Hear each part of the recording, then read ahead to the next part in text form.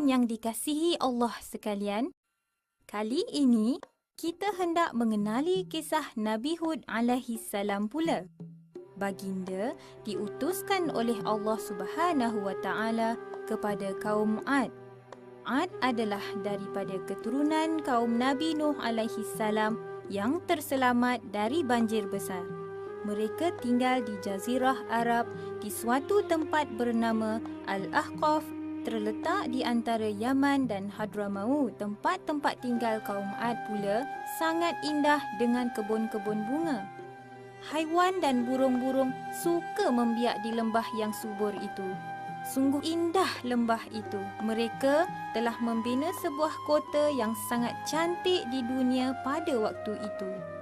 Di kota itu dibina bangunan-bangunan yang tinggi, jalan-jalan yang luas dan taman-taman yang sangat indah. Kaum Ad menamakan kota itu dengan Iram Zatil Imad.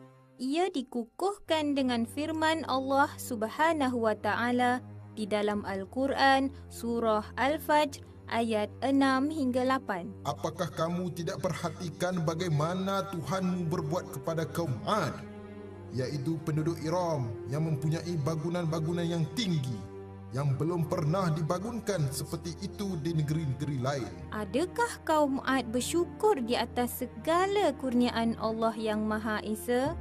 Tidak sama sekali. Rupa-rupanya kaum Ad ini sangat bongkak dan telah melupakan ajaran Nabi Nuh alaihi salam. Ada riwayat mengatakan mereka adalah golongan yang pertama menyembah berhala selepas tragedi taufan dan banjir yang melanda kaum Nabi Nuh alaihi salam. Mereka membuat patung-patung yang besar, mengukirnya dengan cantik, lalu tunduk menyembahnya. Bagi kaum Ad yang jahil, itulah Tuhan-Tuhan yang memberi perlindungan, kebahagiaan dan segala kenikmatan hidup kepada mereka. Oleh sebab terlalu banyak perkara mungkar yang berlaku di dalam golongan kaum Ad, maka Allah mengutuskan Nabi Hud alaihi salam untuk mengajak kaum Ad kembali mentauhidkan Allah Subhanahu wa taala. Nabi Hud alaihi salam berasal dari kalangan kaum Ad itu sendiri. Keluarga Nabi Hud alaihi salam sangat terkenal dan berpengaruh. Dari kecil lagi, Nabi Hud alaihi salam dikenali sebagai seorang yang mempunyai budi pekerti yang sangat baik, jujur dan bijak.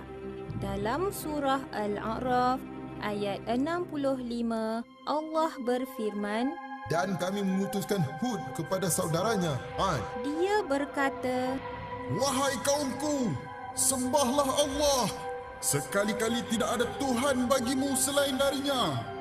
Maka mengapa kamu tidak bertakwa kepadanya? Nabi Hud alaihi salam memulakan dakwahnya dengan menarik perhatian kaumnya kepada tanda-tanda kebesaran Allah.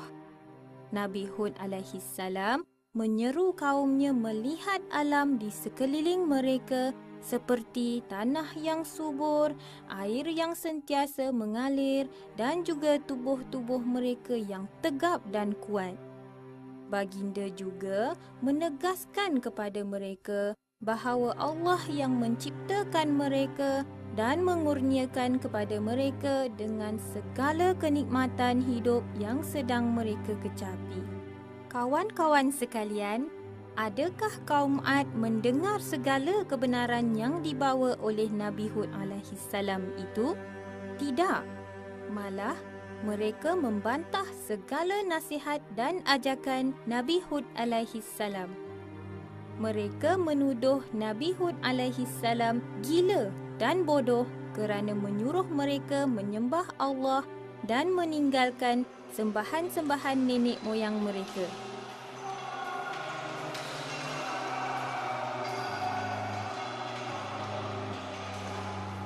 Mereka berkata, Apakah kamu datang kepada kami agar kami hanya menyembah Allah sahaja dan meninggalkan apa yang disembah oleh datuk nenek kami? Maka datanglah azab yang kamu ancamkan kepada kami jika kamu termasuk orang-orang yang benar. Kawan-kawan sekalian, apakah azab yang menimpa kaum Ad? Azab yang menimpa kaum Ad mempunyai 2 tahap. Tahap pertama adalah kemarau yang berpanjangan. Tiada setitis hujan pun yang turun selama beberapa tahun. Maka kering kontanglah tanah-tanah yang subur selama ini. Tanaman mereka tidak subur, haiwan-haiwan ternakan menjadi kurus kerana tiada makanan. Nabi Hud alaihi salam masih lagi cuba memujuk dan meyakinkan mereka. Kekeringan dan kemarau yang dialami oleh mereka adalah permulaan azab Allah. Tetapi malangnya nasihat Nabi Hud alaihi salam supaya bertaubat dan memohon ampun kepada Allah langsung tidak dihiraukan oleh kaum Ad yang degil itu. Bahkan mereka masih menyembah berhala untuk meminta pertolongan dari musibah yang menimpa mereka.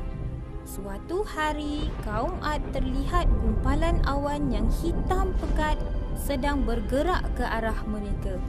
Mereka menyangkakan hujan akan turun dengan lebat membasahi tanah dan ladang-ladang mereka yang sudah lama kekeringan. Firman Allah Subhanahu wa taala di dalam surah Al-Ahqaf ayat 24. Maka tak kala mereka melihat azab itu berupa awan yang menuju ke lembah-lembah mereka. Berkatalah mereka, Inilah awan yang akan menurunkan hujan kepada kami. Bahkan inilah azab yang kamu minta supaya datang dengan segera, iaitu angin yang mengandungi azab yang pedih. sedang mereka asyik bergembira, tiba-tiba menderu ke arah mereka angin taufan yang dahsyat dengan bunyi gemuruh yang kuat, menerbangkan pokok dari akarnya, merosakkan bangunan-bangunan dari dasarnya dan melemparkan jauh semua binatang-binatang ternakan. Keadaan kaum Ad menjadi kelam kabut tanpa tempat berlindung. Mereka yang sombong dan ingkar selama ini dilambung tinggi lalu dihempas ke bumi dengan kepala ke bawah. Subhanallah, kepala mereka hancur sama sekali.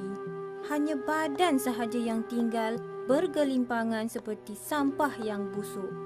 Keterangan ini terdapat dalam surah Al-Qamar ayat 16 hingga 20. Sesungguhnya kami telah mengirimkan gelombang angin kepada mereka teramat laju, yakni kencang pada hari nahas secara terus-menerus. Angin itu menumbangkan setiap orang. Mereka bayangkan batang-batang kurma yang tumbang. Gelombang angin yang teramat kencang itu menghentam mereka selama 8 hari 7 malam.